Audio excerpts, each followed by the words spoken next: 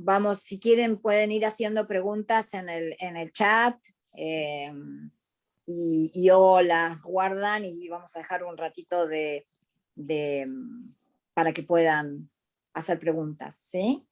Yo voy a hacer un par de preguntitas que me las pueden contestar en el chat nomás, no es necesario que se den sonido para contestarlas, pero de alguna manera también me gustaría como poner en blanco y negro qué es lo que es para ustedes, ¿verdad? El tema del potencial es un tema que ha ocupado al mundo entero desde todos los tiempos, ¿sí? Si miramos al ser humano como su evolución, venimos de ser cazadores o recolectores, y después de meternos en cuevas y empezar a cocinar cuando conocimos el fuego, ¿no? Y después descubrieron algunos que se podía sembrar o que se podían criar animales, ¿no? Y empezamos con una época más campesina, o una era, ¿no? Que duraron tal vez miles de años, ¿no? Pero hoy llegamos a una cosa que desde el artesano, que le transmitía su arte del zapatero al otro zapatero y el escultor al otro escultor, y el que sabía escribir a que otro escriba, porque al principio no todo el mundo escribía, eh, todo en una modalidad sumamente artesanal, a la industrialización, ¿no? A la etapa que corresponde al siglo anterior, con toda la mecanización, las máquinas, primero las máquinas de vapor, después las máquinas más tecnológicas, la electricidad, la telefonía, y hoy con esto que llamamos las empresas exponenciales ya, o sea, ya nos fuimos, ¿no? El crecimiento tecnológico, por más que las computadoras empezaron en el año 30, es por el año 46 que un señor estudioso del avance de la tecnología y de la computación, llamado Moore, analizó cómo evolucionaba la tecnología y dijo, la humanidad va a evolucionar a este ritmo, porque la tecnología está modificando todo. Y habló de esto de lo exponencial, que significa que cuando una curva tiene un crecimiento normal es así, cuando una curva tiene un crecimiento exponencial es de la otra manera, o sea, la curva está creciendo horizontalmente y todos tenemos esta sensación de hasta vacío, porque no llegamos a abarcar todo lo que nos trae el mundo, ¿no? Con lo cual el potencial que le preocupaba al hombre desde sus primeros tiempos, ¿sí? Y tenemos registro escrito sobre todo de los primeros filósofos, ¿sí? Eh, sobre la preocupación sobre el potencial de la persona, sobre conversar sobre por qué yo me dedico a esto y a esto otro, ¿no? Y cómo esas dedicaciones vienen. ¿Son de padre a hijo y es porque lo aprendió? ¿O son porque la persona tiene la inquietud y busca y como que ahí se quedaba, ¿no? El potencial en aquellos primeros tiempos. Tampoco había tantas opciones a las cuales dedicarse. El mundo del trabajo trae hace muchos años ya la problemática. Quienes de ustedes que están acá en este momento en la reunión, hay muchos que están en recursos humanos y habrán estudiado recursos humanos o psicología o bueno, distintas carreras, o como algunos de nosotros que estudiamos carreras que nada que ver primero y luego sí estudiamos sobre recursos humanos. Pero el potencial es un tema crucial hoy en las compañías porque la cantidad de especializaciones que hay, la cantidad de diversidad de puestos tan focalizados, fíjense que hasta las profesiones como la medicina, ¿sí? Están cada día los médicos son más especializados. Hay oftalmólogos dedicados nada más que al estudio de la pupila, ¿sí? Y así podríamos nombrar, yo digo porque me parece que la pupila es como la cosa visible del ser humano más pequeña, y digo, fijarse, ¿no? ¿Cómo puede alguien solamente estar especializado en ese tema de la visión humana? Y así está pasando en todo el mundo del trabajo esto. Y la discusión es una discusión rica, interesante, pero que casi siempre ha quedado incompleta.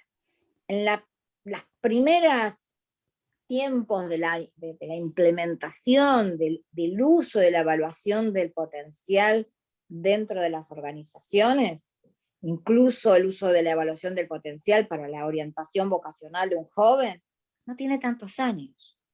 ¿Sí? No estamos hablando de cientos de años haciendo evaluaciones de potencial. No, no, hace muy poco tiempo que la psicología nace como profesión, que el psicopedagogo, el evaluador de potencial, tiene pocos años en este mundo. O sea que todo esto es una ciencia que crece exponencialmente, ¿sí? Porque el mundo está exponencial, pero por el otro lado, no le tenemos tantas fichas metidas. Y sin embargo, ha llegado y ha tomado en estos últimos 25 años un rol importante. ¿Sí? En el mundo de las empresas, yo cuando las visito y ya yendo al presente, encuentro dos tipos de organizaciones. Las que contratan a quien le piden que evalúe potencial o tienen un departamento dentro de la organización que evalúa potencial especializado, o aquellas que creen que sus ingenieros, sus expertos de marketing, sus jefes de producción, sus expertos en comunicaciones externas, son expertos evaluadores de potencial. Y ponen este tremendo tema, ¿sí? Este tremendo tema que es el potencial de la masa laboral, el capital intelectual de la empresa, en manos de ellos. Entonces el gerente de marketing, que le encanta su marketing y que se dedica a esto, dice, ¿qué hago yo con este tema? Lo capacitan y le enseñan, y las curvas forzadas, y bueno, todos ustedes habrán escuchado estos temas, pero esa persona no se ha especializado. O sea, al lado de aquel que tiene una carrera y años evaluando potencial y que ha estudiado distintas vertientes de cómo evaluarlo, etc. ¿Sí? Entonces, lo primero que hay en las organizaciones, en la eterna simplificación y reducción de costos, es que algunas organizaciones, incluso muy serias, están convencidas, creen que están haciendo muy bien en que el potencial lo evalúen sus empleados, que están especializados en cualquier otra cosa, no un departamento especializado en evaluación de potencial. Este es un primer tema que ocurre y en el cual tenemos de lo cual deberíamos conversar un poco, ¿sí? Bien. Los otros temas que ocurren y que nos afectan bastante es que hay también vertientes filosóficas. Primero, poca gente le llama que al potencial y la mirada que uno tenga del potencial es filosófico. En mi opinión, y esto es una humilde opinión que comparto con algunos colegas, uno de ellos muy famoso, que es Marc Efron, cuando Marc Efron empezó a hacer famosa su escuela de potencial, hablando de que primero hay que tener una filosofía, yo dije, wow, qué bueno, alguien más que dice lo mismo, no estoy sola en la lucha, porque hay una mirada filosófica, ¿sí? Porque hay muchas metodologías, hay muchas formas de encarar el potencial, pero pocas de estas encaran a la persona en forma integral, la totalidad del ser humano, ¿sí? Entonces, a ver, los que hacen evaluaciones muy orientadas a la enfermedad, como los psicólogos que hacen técnicas proyectivas, técnicas así como determinado tipo de técnicas, no digo que todas las técnicas psicológicas son así, pero hay determinado tipo de técnicas que están solamente vinculadas con que no vayamos a tomar una persona que está por tener un brote psicótico, ¿no? O que tenga algún tipo de patología que no sea coincidente con el rol. Están las corrientes que consideran que todo es innato, que el potencial ya venía en un frasquito chiquito cuando fuimos concebidos y que eso se va a desplegar irremediablemente, ¿sí? Y están las otras corrientes que creen que todo es adquirido, ¿no? Innato o adquirido, y es una discusión que la escuchamos incluso, porque encima son temas opinables, ¿sí? Hay los temas de la matemática, de la geología, de cantidad de otras eh, ciencias, no son opinables. La gente dice, bueno, la ley de la gravedad nadie la discute, la ley de la gravedad, ¿no? En cambio, este tipo de temas, aunque muchos de nosotros le dedicamos nuestra vida entera a investigar y a estudiar y a producir contenido sobre esto, sí son opinables. Entonces se sientan en la mesa dos familiares y uno dice que la persona es innato, que su alto potencial le vino de nacimiento, y otra dice que no, que es adquirido. Son estas necesidades de polarizar también muchas veces, ¿no? La realidad es que las personas somos todo, ¿sí? Somos innato, somos adquirido, somos enfermedad, sí, somos también enfermedad, porque en realidad todos tenemos un poco de TOC, un poco de psicóticos, un poco de psicópatas, y un poco de deprimidos, etc. La salud justamente no es la ausencia de enfermedad, sino es que todas esas enfermedades estén un poco en nuestra cabeza, ¿no? Eh, entonces, y a veces algún poquito de TOC, siempre yo digo, en los niveles más ejecutivos, generalmente hay un poco más de TOC, ¿no? No son enfermos de TOC, pero hay un gradito de TOC más elevado. Y así fueron exitosos, ¿no? Dentro de lo adquirido hay también es enorme lo adquirido, ¿no? Lo innato es una esencia, es una disposición, como decía Nuni al principio. Hay predisposiciones que nos llevan hacia ciertos lugares del conocimiento, nos facilitan desarrollarnos en determinadas labores de sintonía fina, por ejemplo, ¿sí? Temas psicomotrices, pero está lo adquirido, ¿verdad? Mal puede salir campeón de natación o medalla de oro en las Olimpiadas de natación, un eximio nadador, pero que nació en el desierto del Sahara, donde el agua es lo más escaso del mundo y nadie tiene pileta de natación, salvo esto es en Egipto, bueno, en el Cairo, los hoteles de 7 estrellas tienen pileta de natación, ¿no? Entonces este señor nunca va a poder desarrollar la necesidad de que esta biología, esta predisposición biológica, necesita una pileta de natación para hacer medalla de oro en las Olimpiadas, ¿sí? Con lo cual también hay digamos, un agente así como un campo de cultivo, que sería el medio en el que la persona se desarrolla, el nivel de posibilidades que tiene, incluso porque a lo mejor no, sin vivir en el desierto del Sahara, en el lugar donde vive no hay una pileta ni siquiera para estimularle esa vocación, ¿sí? Esto desde lo psicomotriz, desde las predisposiciones. Justamente de Nadal, por ejemplo, se estudia de él que él nació diestro, ¿sí? Nadal nació diestro. Sin embargo, juega con la zurda, se juega con la izquierda, ¿verdad? ¿Qué pasó? ¿Cómo puede ser? Porque realmente es al revés, a los zurdos se los obliga con la derecha, pero el, un tío de él, que fue el que lo entrenó desde muy chiquito, le dijo, vos tenés que jugar con la izquierda, porque hay muy pocos jugadores, es verdad.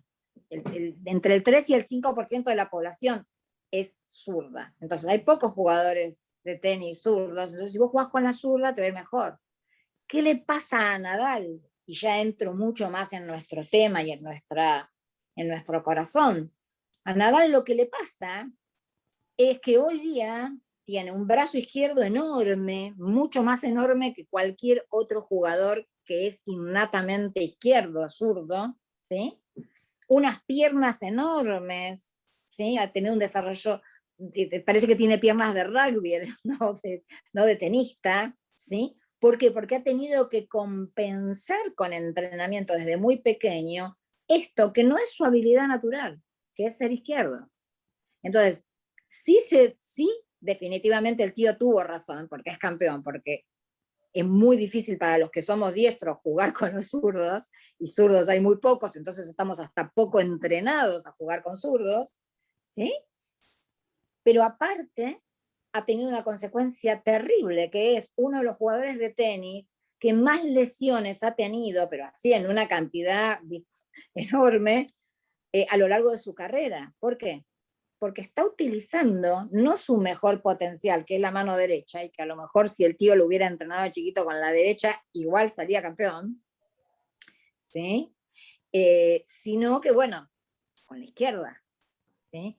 Esto, Nadal es la fiel demostración de cuando una persona con mucho esfuerzo, con mucha inteligencia y con una, en este caso, una predisposición innata de psicomotriz de parte de él, estas que yo digo sintonías finas que son necesarias. Yo entreno tenis desde los 9 años y nunca me acerqué a ganar más que un campeonato de club, ¿sí? Entonces, no alcanza con entrenar, ¿no? Está también, y vamos a agregarlo, que me olvidé decirlo al principio, la famosa teoría de las 10.000 horas, ¿no? Que dicen, bueno, una persona, que acá estaría, en Nadal se verifica la teoría de las 10.000 horas.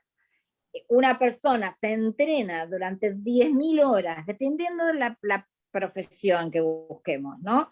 Entre 5.000 y 10.000, pero digamos las 10.000. Una persona se entrena 10.000 horas y tiene que ser eximio en eso. Yo también tocaba el piano de chica, ¿no? Iba 10 años, fui a clase de piano. Me di cuenta que las 10.000 horas de piano las tuve, pero no salí concertista. Entonces, ¿qué quiere decir esto? Que también hay determinada condición del oído, en el caso del pianista, en determinada condición biológica de salud, en el caso del tenista. O sea, que estos eximios son pocos porque tienen que conjugarse un montón de elementos. Ahora, sin embargo, hay cantidad de profesores de tenis, bueno, etcétera, etcétera, personas que viven del tenis o personas que viven de la música tocando el piano sin necesidad de ser Beethoven o Chopin, ¿sí? Con lo cual, la teoría de las 10.000 horas lo que nos da es el aprendizaje de una competencia. Yo puedo leer música y escribir música incluso, y puedo tocar el piano, distinguir notas, distinguir un desafinado, ¿sí? Pero no por eso, esto no me convierte, estas 10.000 horas no me convierten en eximio, ¿sí? Y entonces, ¿dónde está el eximio? ¿Dónde está esa persona que en su rol dentro de la empresa es magnífica? Es mucho más que las 10.000 horas. A pesar, entonces, voy de vuelta. Ahí está la teoría de lo innato, la teoría de lo adquirido. Dentro de la teoría de lo adquirido está la teoría de las 10.000 horas. Y así se arman unas discusiones tremendas, ¿sí? Entre los que evaluamos potencial con distintos fines, como ustedes dijeron, sus intereses en las empresas, como consultores externos, como evaluadores de potencial para un joven que está buscando su vocación, en coaching, que justamente la gente es prácticamente como el rol de empresa, el 90% de las consultas de coaching son laborales, ¿sí? Entonces estamos trabajando con alguien que tiene un tema en su trabajo. Bueno, y ahí viene todo, vamos a ir voy a mostrar un poquito. Voy a mostrarles un poquito acá algunas cositas. Esto ya lo conversamos, ¿sí? Esto ya lo conversamos. Hay definiciones de talento, ¿no? Ay, si ustedes se ponen a mirar, hay tan pocas, ¿saben? Generalmente uno busca definiciones en la internet y encuentra definición, no sé, de empresas exponenciales. Hay 2.000 definiciones de empresas exponenciales. No hay demasiado, no hay demasiado. Pocos se han atrevido a definirlo, ¿sí? Elliot Jaques, el factor Elliot Jaques. Acá les quería hablar de esto y voy a sacar porque quiero verlos a todos. Voy a dejar de compartir pantalla para verlos. ¿Sí? El factor Elliot Jaques. Elliot Jaques es un psicólogo inglés que por los años 30, un poquito más que 30, yo creo que 40, perdón, pues dije 30, pero no, 40 y algo, es parte de la Fundación Tavistock. ¿Sí? Los que son psicólogos conocen la escuela Tavistock, que es una escuela psicoanalítica famosa. En esa escuela, él empieza a preocuparse por el potencial de las personas y por el potencial en el trabajo. Cosa rara para un psicoanalista, pero bueno. Y entró a trabajar en una industria metalúrgica en Inglaterra, y empezó a buscar esta información, empezó a analizarlo, empezó a trabajar con los empleados en la evaluación de potencial, como él la tenía aprendida como psicólogo, pero también en un factor que para él era sumamente importante, porque él veía que había gente con mucho potencial, que sin embargo no avanzaba. Y veía que había gente con mucho potencial que avanzaba, pero en un ritmo diferente. ¿Sí? Entonces, ¿qué respuesta encuentra? Y esto es resumiendo mucho.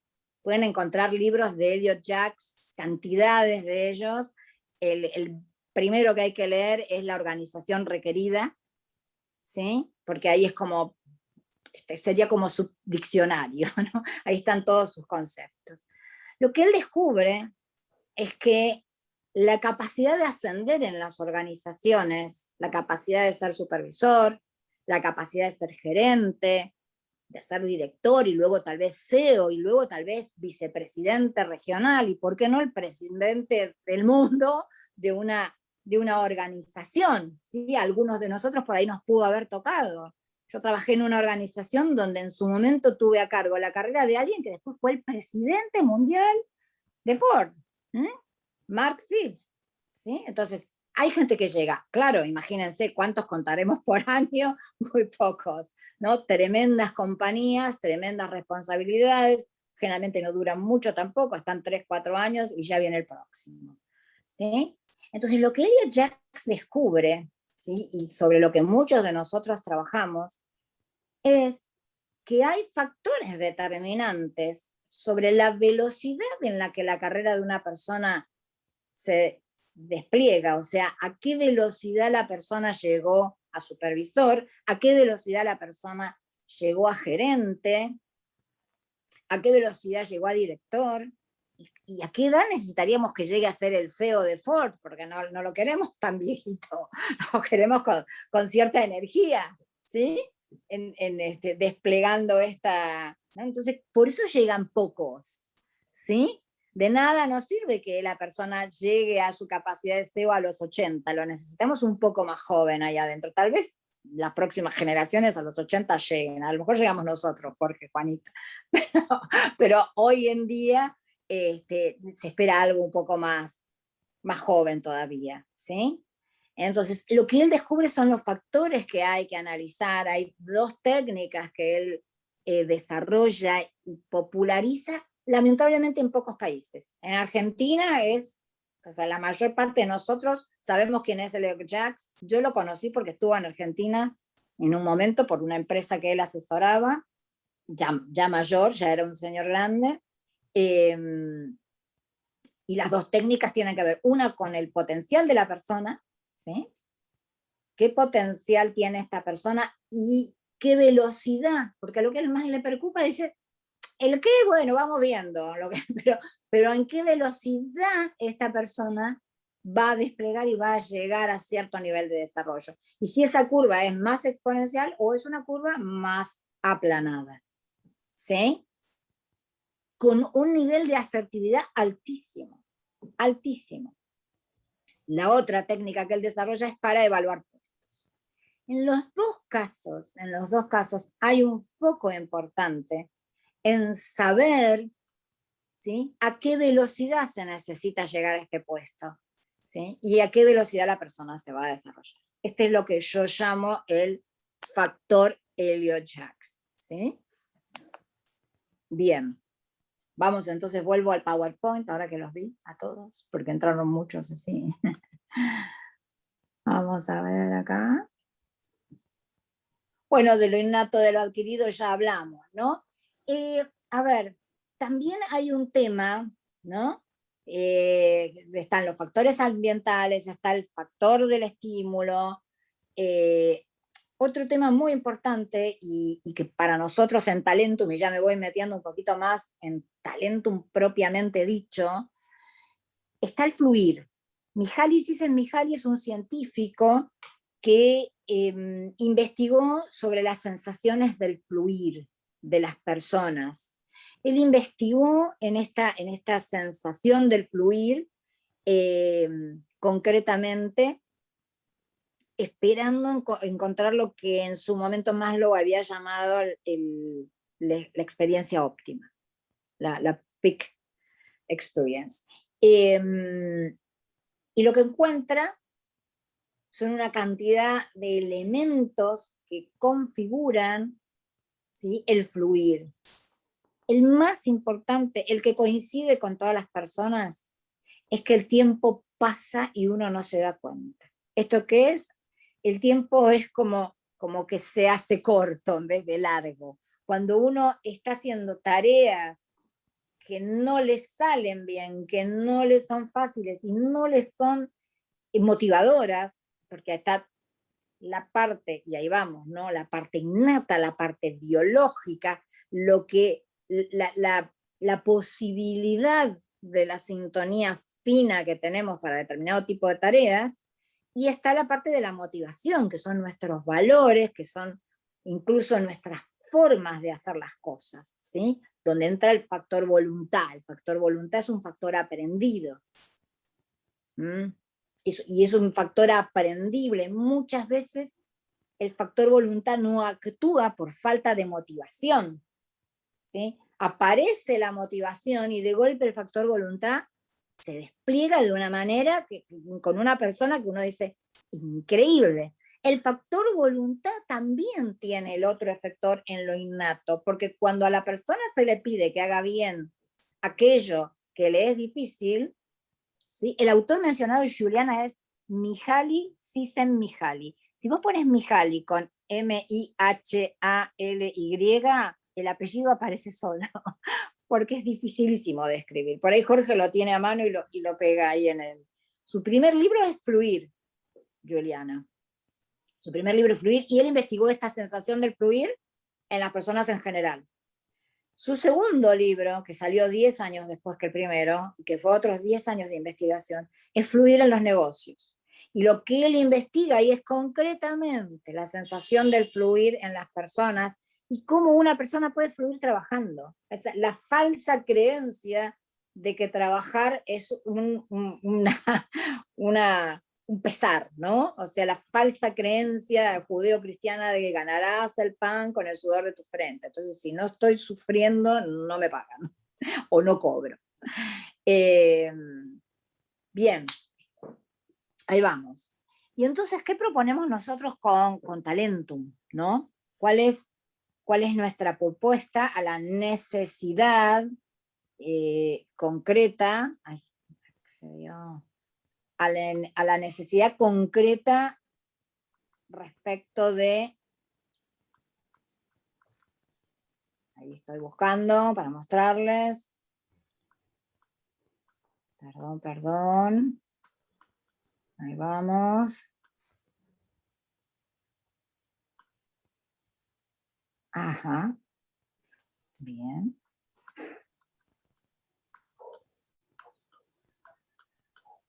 Factor madurez, tampoco hablé del factor madurez. Factor madurez. Ahí estamos, ahora sí. Voy a compartir pantalla y hablo del factor madurez. Y hablo del factor madurez. ¿Cómo se llama el segundo libro de Mihaly? El segundo libro de Mihaly se llama Fluir en los negocios. Tiene otros más, no se los recomiendo mucho. Tiene uno sobre creatividad, no me gustó. De Fluir, del primer libro de Fluir, no lean los primeros 3 capítulos, empiecen por el cuarto, porque los primeros 3 capítulos él cuenta, no sé, cuenta cosas que no son interesantes a nosotros, después léanlo. Pero bueno, yo había leído los 3 primeros capítulos y me aburrió tanto que lo dejé, y alguien me dijo, no tenías que leer eso. Bueno, agarré el cuarto y ahí sí pude de alguna manera motivarme, porque realmente esa parte sí era la que yo buscaba, ¿no? Conclusión, vamos un poquito acá el tema de madurez. La madurez es re importante también, ¿sí? Y con esto estoy hablando, y sobre todo para los psicólogos que están acá presentes y los que ya están especializados en estos temas, la madurez de una persona tiene mucho que ver con sus experiencias infantiles, ¿sí? Las primeras experiencias de la vida. Allí, en este adquirido, se imprimen determinadas formas de estar y sobre todo determinadas formas de estar en equipo, ¿sí? Entonces, lo que nosotros trabajamos el factor madurez con las personas y concretamente lo trabajamos desde esta mirada y concretamente lo trabajamos también con una apertura de la posibilidad, no a la exclusión de la persona con un factor madurez que tal vez no da para el puesto, sí con una mirada de una posibilidad de trabajarlo. Muchas de las variables que trabajamos con las personas son variables que en el momento no dan para el puesto, por ejemplo, porque la persona no se entrenó para eso, ¿sí? Pero rápidamente, o sea, el autoconocimiento que le brinda a la persona la herramienta, más allá de la información que le brinda a la empresa, el autoconocimiento, el reconocerse en ese factor y reconocerse como no pasarlo bien, ¿sí? Como no lo paso bien cuando me obligan a hacer tareas en las que mi predisposición biológica no funciona adecuadamente, como cuando no estoy motivado, como cuando mi madurez me indica hacer cosas que me hacen fracasar, ¿sí? Entonces uno rápidamente puede chequear, las personas rápidamente en contacto con el tipo de informe y con el contenido, puede decir, claro, ¿cómo hice esto toda mi vida? O sea, hace 10 años que me va mal con esto, y hace 10 años que insisto, ¿sí? Entonces es como, y algunos incluso como que te dicen, no puede ser, no puede ser. Bueno, pensalo, miralo, lee el informe, y a la semana siguiente me dice, tenés razón, ¿sí? O sea, la persona empieza a reconocer en sí mismo cualidades que nunca había visto, ¿eh? Esto también hay otra técnica, teoría que utilizamos, que es la indagación apreciativa, ahí para los que compran libros, David Copperrider, ¿sí?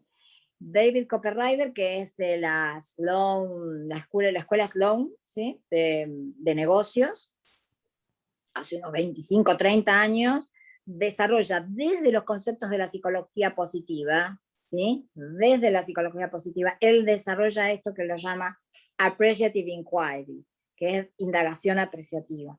Nosotros como sustrato filosófico, David Copperrider, con 2 R's, Copperrider. Él desarrolla esta teoría que se ha expandido en estos últimos años, hay másters y doctorados para hacer en indagación apreciativa. Nosotros trabajamos desde la indagación apreciativa, nuestra mirada siempre es positiva, es de la posibilidad. Diría que tenemos un apostolado en erradicar la teoría de la falta. Si nos han educado escuela primaria, secundaria, universidad, y nos dijeron que lo que hacemos mal. El foco en lo que hacemos mal, el foco en la falta, el foco en la brecha. Nuestro foco, y las organizaciones lo valoran y las personas lo valoran, es en la posibilidad, en lo que hacemos bien, en lo que estamos motivados, en aquello que nuestra sintonía fina es súper fina, ¿sí? Valorarnos en ese lugar y estar felices en el trabajo, sin llegar a felicidad, fluir, ¿sí? Felicidad es como un concepto demasiado enorme. Fluir, pasarlo bien, tener ganas de ir a trabajar, estar motivados, ¿sí? Y hemos observado, todos tenemos trabajo de campo donde hemos observado personas que iban a su trabajo desmotivadas, siguen trabajando en el mismo lugar, pero cambiaron. Ahora están motivadas. ¿Cómo pasó eso? ¿Magia? No. Es una buena evaluación de potencial y la persona se reconoce inmediatamente. Es como si te muestran 10.000 fotos y una foto de esas es tuya. Te vas a dar cuenta cuál es tuya. ¿Sí? Entonces, acá este es el trabajo. No sé, Juanita, si Jorge quieren agregar algo, porque ya nos queda un ratito, nos quedan 7 minutos, tal vez hay preguntas, aunque fueron preguntando por suerte, no sé si me quedó alguna en el camino, pero quería mirar, a ver si tengo preguntas. Juanita o Jorge. Cris, yo nada más quisiera enfatizar algo que mencionaste y que me parece fundamental, y es que nuestro sistema No se enfoca en las debilidades en las que se ha estado enfocando toda nuestra vida en el colegio y en la casa, sino en las fortalezas. Nos apoyamos en lo que hacemos bien para potenciarlo al máximo. Me parece que es algo filosóficamente de lo más relevante del sistema talento, ¿no? Bien, bien. Muchas gracias, Juani. Eso que dice Jorge me parece importante, sin volvernos ingenuos, porque hay muchas veces que el hecho de ver la parte buena, o sea, una cosa que decimos es, nosotros usamos todo lo que, tenemos la capacidad de hacer cosas que en un momento no nos salen bien o en un momento no nos gustan y seguro que en la vida siempre nos toca hacer de esas cosas. Pero lo importante es identificar en dónde sí lo hacemos bien y qué hacemos bien, para poder eso que nos dice Mihaly de fluir, de no gastar tanta energía en esas cosas en las que no nos lucimos. Bien, muchas gracias. Ahí voy a cumplir mi promesa, voy a mostrar el mapa de equipo para que vean cómo lucen nuestros mapeos grupales. Siempre mostramos el mapeo individual, ¿no? Y me surgió esto porque aparte quiero que lo vean mis socios. Perdón, ¿no? Por esta... Pero bueno, vamos a ver algunas de las variables. Estas son solo algunas de las variables que toma Talentum. Y Cris, vale la pena mencionar que lo que vas a mostrarnos, o sea, tenemos assessments individuales donde hacemos un reporte y un mapeo de las potencias de las personas, pero después unimos los individuales para generar un mapa de equipo y es uno de los valores agregados de Talentum que no tienen otros sistemas, ¿no? Exacto. Voy a compartir entonces, ahí va. Y a mí me parece que es una información que le es útil no solamente a las personas especializadas en potencial, no solamente a las áreas de gestión humana, sino para los mismos líderes de los equipos, poder ver, o sea, poder mapear, poder tener una imagen visual de cómo funciona su equipo es bastante valioso e interesante. Y poder ver también a cada uno, ¿no? Porque acá la ventaja del mapeo, hay muchos mapeos que presentan una dificultad, presentan puntitos. Acá sabemos quién es cada uno de ellos, y en este caso, respecto a la introversión-extraversión, nosotros trabajamos con un equipo hace 30 años, con un equipo de neurólogos, psiquiatras y neuropsicólogos, ¿sí? Con ellos es que validamos toda la parte de la neuro, que es este primer mapa, tiene que ver con cómo funciona nuestro tronco cerebral, y en realidad y especialmente cómo funciona el sistema reticular activado, que está alimentado por la noradrenalina y que de alguna manera genera que las personas tengan tendencias más introvertidas o más extravertidas innatas. Nadie es introvertido por deseo, ni nadie es extravertido por deseo, ¿sí? O por voluntad. Tenemos por suerte el cerebro todo sano y podemos por un rato parecer extravertidos o parecer introvertidos, pero tenemos una disposición innata que nos indica un tipo de rumbo. Y bueno, y el 70% de la gente que anda por acá por el medio. En este caso es un equipo de personas muy extravertidas porque es atención al cliente, ¿sí? Entonces, justamente hay una necesidad de extraversión. Bueno, y ahí vemos todos los numeritos de ellos, ¿sí? Acá vemos la escala de valores, ¿sí? Es decir, cómo viene el liderazgo como valor. Fíjense que acá se nota el primer valor, si miran la escalita arriba, el primer valor es el que está acá. Todas estas personitas tienen primer valor y fíjense que el primer valor está entre conocimiento, encuadres, concreto, ¿sí? Y personas, y hacen atención al cliente, están bien elegidos. Es un equipo que está bien elegido. Fíjense que los que no lo tienen de primero, lo tienen de segundo y de tercero. Y no hay rechazo, no hay personas con ese valor en rechazo. Si vamos más abajo, sí rechazan mucho espiritualidad, la vida interior, etcétera, y armonía. Son más volcados y también incluso el logro individual. Son un equipo más volcado en los valores, ¿no? En el deseo. ¿En qué te motiva? ¿Qué te motiva? Que la gente esté bien. ¿Qué te motiva? Aprender de cosas que me hacen que la gente esté bien. ¿Qué te motiva? Hacerlo con un encuadre, hacerlo con un manual, tener un procedimiento. ¿Qué te motiva? Que haya un resultado, que la relación esfuerzo y beneficio sean correlativas, ¿sí? Ellos están así motivados. Vamos a ver también esta parte del mapeo que me parece, a mí por lo menos me gusta bastante, que es que podemos ver, ¿sí?, con colorcitos los valores desde el primero, el segundo hasta el octavo, ¿sí? Fíjense cómo esos valores que les dije que eran los últimos están acá. Armonía, espiritualidad, ¿sí? Algunos, bueno, acá hay uno que tiene último concreto y otro, pero la mayoría lo tienen por acá adelante, el concreto, que es el verde, ¿sí? Y a personas, que es el fucsia. Fíjense que creo que no hay nadie que tenga personas más allá del quinto valor. ¿Qué herramienta? Pregunta acá. Sí, tenemos un par de Sí, preguntas. esa Ahí, primera. vamos. Primero es, ¿por qué consideramos que es integral el enfoque de Talentum? Y después viene una pregunta sobre el teletrabajo. ¿Qué modificaciones implicó la modalidad del trabajo para poder evaluar el potencial y el desempeño? Y Tal cual. interesante, ¿qué opinamos del Nine Box? Que bueno, nosotros no usamos el Nine Box, pero No bueno, tal usamos vez vale Nine, la pena. usamos Exacto, 20 exacto, ¿no? Si quieres, primero, ¿por qué consideramos que el Dale. enfoque de talento es integral? Es porque, como está Cris mencionando en este momento, nosotros abordamos, por un lado, la motivación, y son dos tipos de motivaciones: las motivaciones cotidianas, ordinarias, y las laborales, cuando hablamos de valores conductores y valores laborales. Pero también hablamos acerca del potencial del cerebro, cómo está cableado nuestras redes neurales, cómo funciona nuestro cerebro, dónde está la fortaleza en cuanto al estilo de pensamiento. Adicionalmente, hablamos de introversión, extraversión. El Talentum también tiene un énfasis en el tono emocional. Hablamos también acerca de dónde está el nivel de estrés en infancia y actualmente, y nos da una traza de resiliencia. De modo que pensamos que el resultado es una imagen 360 de la personalidad de la persona, de su conducta, sus motivaciones, sus especialidades. Por eso es que nosotros consideramos que es integral. Bien, gracias, Jorge. Muchas gracias. ¿Y la otra pregunta cómo era? Era qué modificaciones implicó la modalidad de teletrabajo para poder evaluar potencial y desempeño, y el Nine Box.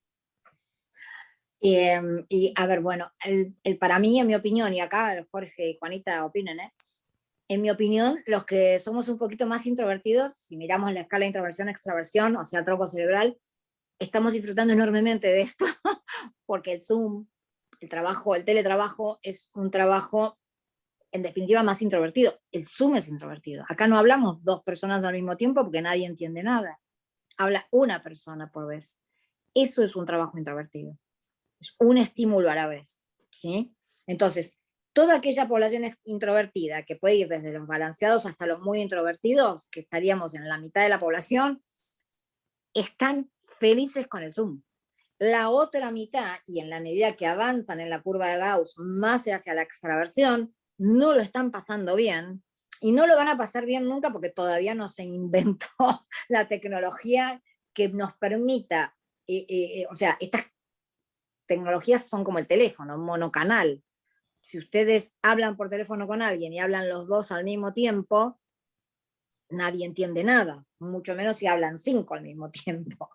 Entonces, la realidad es que hoy por hoy la tecnología es una tecnología más amigable para los introvertidos que para los extravertidos, y yo creo que en el teletrabajo ahí está uno de los principales temas. El otro tema tiene que ver con esta transparencia que todavía no les había pasado, que es cómo funciona nuestro cerebro. A ver, nuestro cerebro tiene redes neurales especializadas.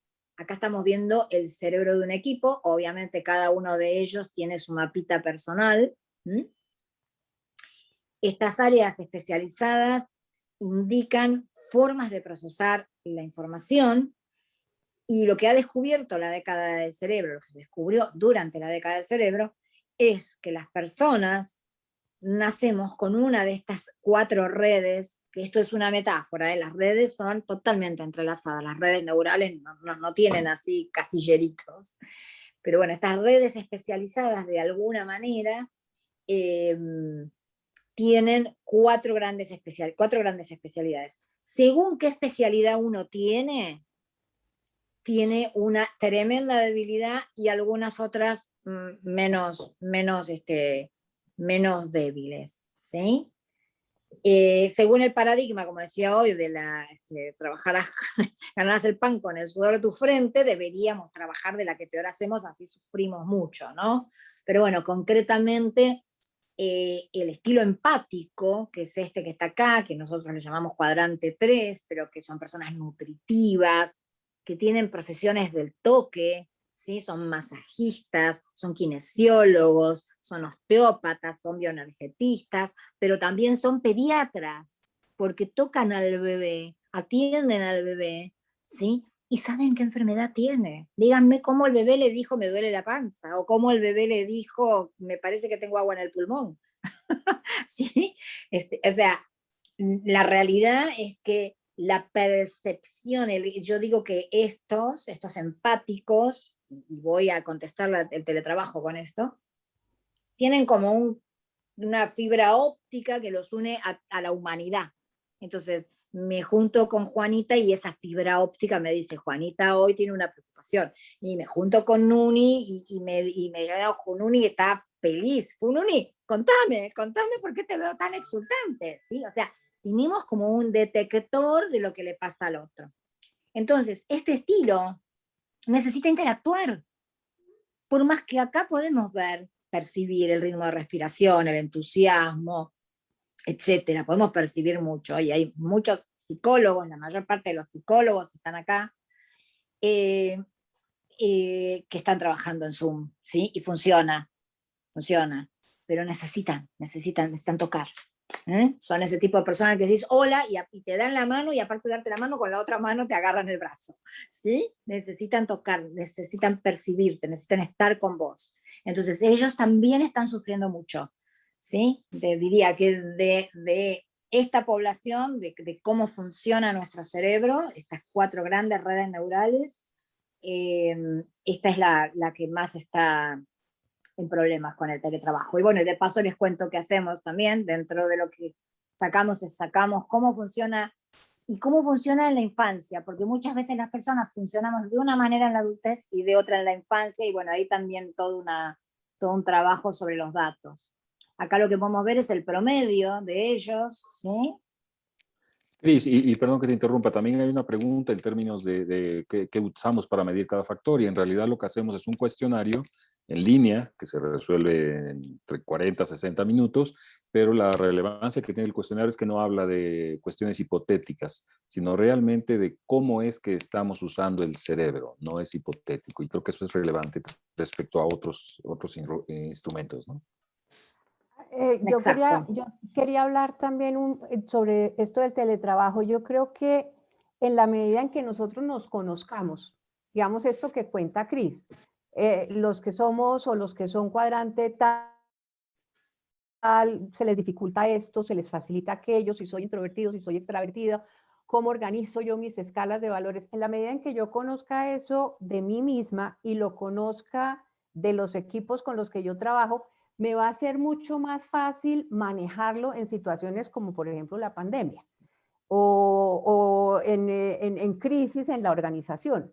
Creo que ese conocimiento de uno mismo y de por qué le pasa lo que le pasa y por qué a los otros integrantes del equipo les pasa lo que les pasa, ayuda mucho para que podamos administrar y manejar estas situaciones como por ejemplo la pandemia. Definitivamente. Definitivamente, hay una frase ahí que no es nada sabia, pero y muchos la dicen, que no hay nada más poderoso que entender para calmarse. Cuando uno entiende qué pasa, cuando uno entiende qué le está pasando, se calma. Cuando uno entiende qué le pasa a otro, se calma.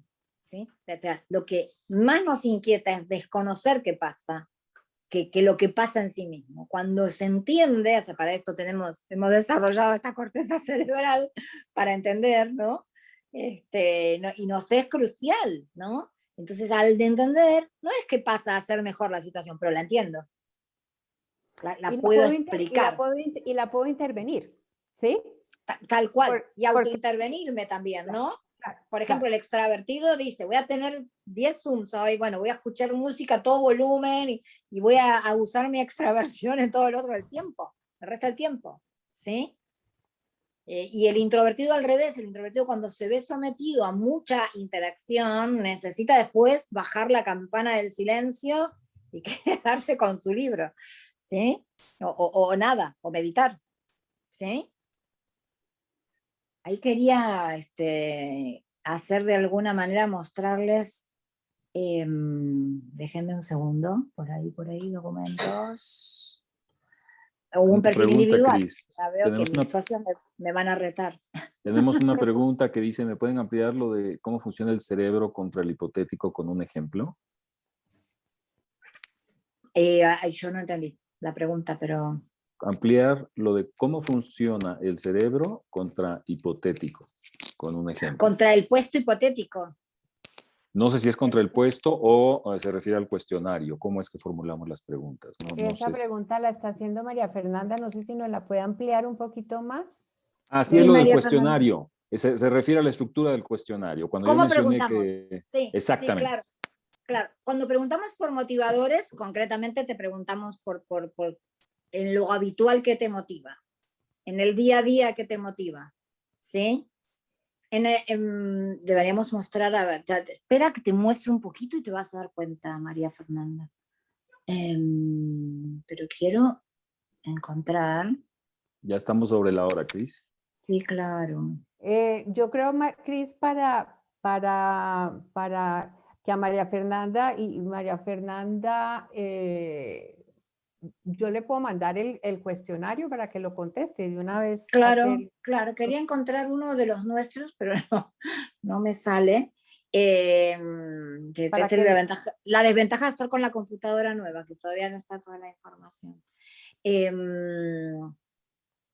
Pero sí, concreta. Y después cuando preguntamos en estilo de pensamiento, preguntamos en 4 áreas diferentes. Preguntamos sobre tu infancia. ¿Qué te gustaba leer? ¿Cómo salías? ¿Te gustaba estar con tus amigos en soledad, en un campamento o ir al cine? ¿Con qué te divertías? ¿En qué materia te iba mejor? ¿Y en qué materia te resultaba difícil? ¿Sí? Cuando ya pasamos a la adultez, hacemos 3 tipos de preguntas. Hacemos las preguntas sobre cómo es tu trabajo, en qué cosas te va bien en tu trabajo, cómo te ve la gente en tu trabajo, cómo te ven, qué te ven de bueno, qué te ven de malo, cómo es tu tiempo libre, qué cosas te divierten, cómo te vas de vacaciones. Y por último, te preguntamos cómo tú crees que eres. La enorme diferencia con el 90% de los cuestionarios, hay algunos que más o menos se parecen a este, pero el 90% de los cuestionarios solamente le preguntan a la gente cómo cree que es. Y si ustedes supieran la cantidad de veces que nosotros acá, sentados en nuestra silla de trabajo, vemos que una persona cree que es exactamente lo que no es, está lleno. La mitad de la gente tiene una creencia equivocada de sí misma. ¿Sí? Entonces, hay un punto muy importante de preguntar en distintas áreas. Y lo otro que lo hacemos, de preguntar de la infancia y de la adultez y de la adolescencia, infancia, adolescencia y adultez, nos proporciona información para saber cómo usó la persona su cerebro en las distintas etapas de la vida, ¿sí? Porque esta especie de película que logramos entre infancia, adolescencia y adultez nos permite analizar a dónde nunca se metió, o qué fue lo que más evitó, o qué fue en lo que se sintió más exitoso. O sea, hay todo un análisis. Por eso acá la máquina nunca va a dar un resultado, ¿sí? El cuestionario no es una máquina que dice usted es ISTJ. No, no. Acá cada uno de nosotros interviene, ve los resultados que se obtuvo y hace un diagnóstico y lo conversa con la persona interesada. Incluso cuando hacemos selección, le dedicamos 10 minutos, 15, a hacer una mínima devolución al candidato y a validar lo que estamos viendo. No sé si te contesté, Fernanda, María Fernanda. Sí, Buenísimo. dice que sí. Okay. Buenísimo, pero los invitamos a todos aquí a que contesten su talentum, ¿sí? Escríbanle a Nuni si tienen el teléfono de Luni, a Juanita o a... Me da miedo. ¿Cómo? No, al revés. ¿A Te da quién? ¿A María felicidad, Fernanda? María Fernanda. No hay nada mejor que encontrar el alto potencial que uno tiene. ¿Para qué quieres vivir haciendo lo que no te va? Es como, miren, yo me acuerdo que cuando era chica había algo que mi mamá no escuchaba. Yo le decía, mamá, me duele el zapato. Mamá, me duele el zapato. Y me decía, no, no, pero porque caminas mucho. Y me dolía el zapato porque me quedaba chico. Hoy día tengo un par de deditos que los tengo un poco torcidos porque no me compraban el zapato a tiempo. Es exactamente lo mismo. ¿Para qué quieres que te duele el zapato? Si hay un zapato re blando para andar en la vida.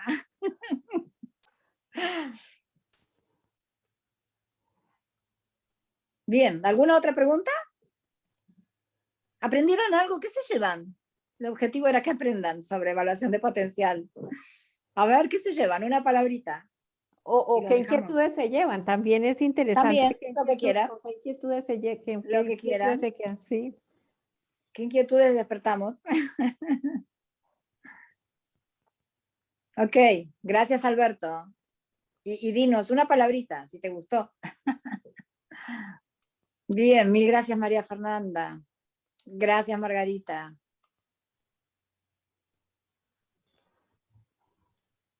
Bueno, a ver, vamos a leerlos, ¿no? A ver. Andrea dice, ganas de aprender más sobre esto. Andrea, ahí la tenés a Juanita, que es la dueña de tu región. Habla con ella. Debería, sí, y sin duda, María Fernanda, debería ser obligatorio. Yo digo que hay 3 cosas que tendrían que ser obligatorias en la escolaridad. Aprender a manejar, aprender primeros auxilios y enseñarle a los niños a conocerse desde más chicos, a entenderse a sí mismos. Y a bailar también, bailemos, María Fernanda, a bailar. Claro que sí. Dice Ana María, Lo conecté con agrego. lo que mencionaban del autoconocimiento, cómo es un factor para todo. Me voy muy emocionada con ganas de aprender más. Bien. Ah, qué bueno, qué lindo, qué lindo. Muy bien.